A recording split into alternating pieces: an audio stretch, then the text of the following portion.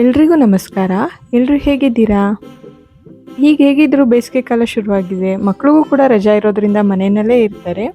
ಅವರಿಗೆ ನಾವು ಸ್ನ್ಯಾಕ್ಸ್ ಅಂತ ಹೇಳಿ ಎಲ್ಲಾನು ಮಾಡ್ಕೊಡ್ತಾನೆ ಇರ್ತೀವಿ. ಆದರೆ ನಾವು ಮಾಡ್ಕೊಡೋ ಸ್ನ್ಯಾಕ್ಸ್‌ನೇ ಒಂದು ಸ್ವಲ್ಪ ಕ್ರಿಯೇಟಿವ್ ಆಗಿ ಮಾಡಿದ್ರೆ, ಈ ರೀತಿ ರುಚಿಯಾಗಿ ಮತ್ತೆ ನೋಡೋದಕ್ಕೂ ಕೂಡ ತುಂಬ ಚೆನ್ನಾಗಿರ್ತಕ್ಕಂಥದ್ದನ್ನ ಮಾಡ್ಬೋದು. ಈ ರೀತಿ ಸ್ನ್ಯಾಕ್ಸ್‌ನ ಹೇಗೆ ಮಾಡೋದು ಅಂತ ಹೇಳಿ ಇವತ್ತಿನ ವಿಡಿಯೋದಲ್ಲಿ ನೋಡೋಣ.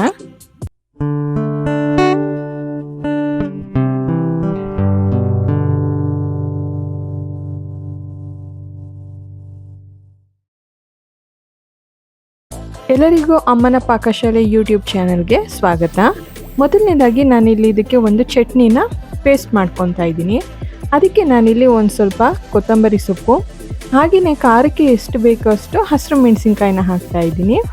ಜೊತೆಗೆ ಒಂದು 4ರಿಂದ 5 ಬೆಳ್ಳುಳ್ಳಿ ಎಸಳು, ಹಾಗೆಯೇ ಸ್ವಲ್ಪ ಹುಣಸೆ ಹಣ್ಣು, ಜೊತೆಗೆ ಒಂದು ಸ್ವಲ್ಪ ಬೆಲ್ಲ ಅಂದರೆ ನೀವು ಸ್ವಲ್ಪ ಸ್ವೀಟ್ ಜಾಸ್ತಿ ಬೇಕು ಅಂದರೆ ಜಾಸ್ತಿನಾದರೂ ಹಾಕೊಬೋದು. ಇದ್ರ ಜೊತೆಗೆ ಸ್ವಲ್ಪ ಕಾಳು ಮೆಣಸನ್ನು ಕೂಡ ಹಾಕ್ಕೊಳ್ಳಿ. ಜೊತೆಗೆ 1ರಿಂದ 2 ಸ್ಪೂನಷ್ಟು ನಿಂಬೆಹಣ್ಣು ಕೂಡ ಹಾಕ್ಕೊಂಡು ರುಚಿಗೆ ಉಪ್ಪನ್ನು ನೋಡ್ಕೊಂಡು ಹಾಕ್ಕೊಳ್ಳಿ. ಇದ್ರ ಜೊತೆಗೆ ಒಂದು ಸ್ವಲ್ಪ ನೀರನ್ನು ಹಾಕ್ಕೊಂಡು ಇದನ್ನು ಪೇಸ್ಟ್ ಮಾಡಿ ಇಟ್ಕೊಬೇಕು.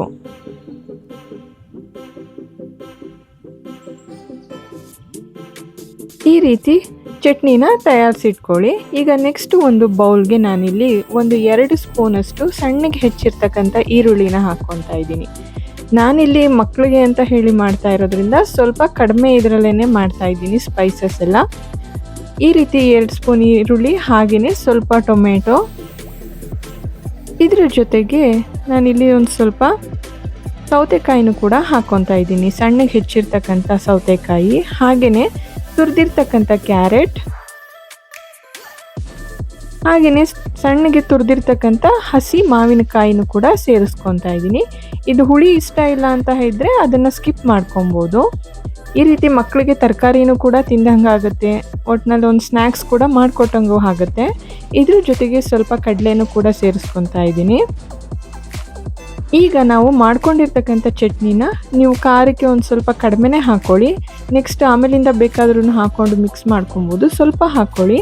ಇದ್ರ ಜೊತೆಗೆ ನಾನೊಂದು ಸ್ವಲ್ಪ ಗರಂ ಮಸಾಲ, ಹಾಗೆಯೇ ಸ್ವಲ್ಪ ಅಚ್ಕಾರದ ಪುಡಿನೂ ಕೂಡ ಸೇರಿಸ್ಕೊತಾ ಇದ್ದೀನಿ.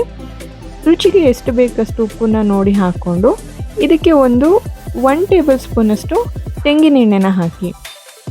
ತೆಂಗಿನ ಎಣ್ಣೆ ಹಾಕೋದ್ರಿಂದ ಇದ್ರ ಟೇಸ್ಟ್ ಮಾತ್ರ ತುಂಬ ಚೆನ್ನಾಗಿರುತ್ತೆ. ನಾವು ರೆಗ್ಯುಲರಾಗಿ ಯೂಸ್ ಮಾಡೋ ಎಣ್ಣೆಗಿಂತ ಈ ರೀತಿ ತೆಂಗಿನ ಎಣ್ಣೆ ಯೂಸ್ ಮಾಡಿ ಟೇಸ್ಟ್ ತುಂಬ ಡಿಫ್ರೆಂಟ್ ಆಗಿರುತ್ತೆ. ಅದ್ರ ಜೊತೆಗೆ ಸ್ವಲ್ಪ ಕೊತ್ತಂಬರಿ ಸೊಪ್ಪನ್ನು ಕೂಡ ಹಾಕಿ ಚೆನ್ನಾಗಿ ಮಿಕ್ಸ್ ಮಾಡ್ಕೊಳ್ಳಿ. ಈ ರೀತಿ ಮಿಕ್ಸ್ ಮಾಡ್ಕೊಂಡಾದಮೇಲೆ ಇದಕ್ಕೆ ನಾವು ಕಡಲೆಪುರಿನ ಹಾಕಿ ಮಿಕ್ಸ್ ಮಾಡ್ಕೊಬೇಕು. ನೀವು ಬೇಕಾದರೆ ಈ ಕಡಲೆಪುರಿನ ಒಂದು ಸ್ವಲ್ಪ ರೋಸ್ಟ್ ಮಾಡಿ ಕೂಡ ಹಾಕ್ಬೋದು. ಈ ರೀತಿ ಹಾಕಿ ಇದನ್ನು ಚೆನ್ನಾಗಿ ಮಿಕ್ಸ್ ಮಾಡ್ಕೊಳ್ಳಿ. ಈ ರೀತಿ ಎಲ್ಲನೂ ಚೆನ್ನಾಗಿ ಮಿಕ್ಸ್ ಮಾಡ್ಕೊಂಡಾದ್ಮೇಲೆ ಒಂದು ಸ್ವಲ್ಪ ಟೇಸ್ಟ್ ನೋಡ್ಕೊಳ್ಳಿ. ನಿಮಗೆ ಉಪ್ಪು ಅಥವಾ ಚಟ್ನಿ ಬೇಕು ಅಂತ ಹೇಳಿಸಿದ್ರೆ ಅದನ್ನು ಸೇರಿಸ್ಕೊಂಡು ಇನ್ನೊಂದು ಸಲ ಮಿಕ್ಸ್ ಮಾಡ್ಕೊಳ್ಳಿ. ನಾನಿಲ್ಲಿ ಸೌತೆಕಾಯಿನ ಈ ರೀತಿ ಕಟ್ ಮಾಡಿಕೊಂಡು ಸಿಪ್ಪೆ ಎಲ್ಲ ತೆಗೆದು ಅದ್ರ ಮಧ್ಯಭಾಗದಲ್ಲಿರ್ತಕ್ಕಂಥ ತಿರುಳನ್ನ ಎಲ್ಲನೂ ಕೂಡ ತೆಗೆದಿಟ್ಟಿದ್ದೀನಿ. ಈ ರೀತಿ ಮಾಡಿಕೊಂಡು ಅದಕ್ಕೆ ನಾವು ಮಾಡ್ಕೊಂಡಿರ್ತಕ್ಕಂಥ ಚುರುಮುರಿನ ಮಧ್ಯದ ಭಾಗದಲ್ಲಿ ಫಿಲ್ ಮಾಡ್ಕೊಬೇಕು. ಈ ರೀತಿ ನಾವು ಸಣ್ಣ ಪುಟ್ಟ ಕ್ರಿಯೇಟಿವಿಟಿ ಮಾಡಿಕೊಂಡು ಮಕ್ಳಿಗೆ ಮಾಡಿಕೊಟ್ರೆ ತುಂಬ ಇಷ್ಟಪಟ್ಟು ತಿಂತಾರೆ. ನೋಡೋದಕ್ಕೂ ಕೂಡ ತುಂಬ ಚೆನ್ನಾಗಿರುತ್ತೆ.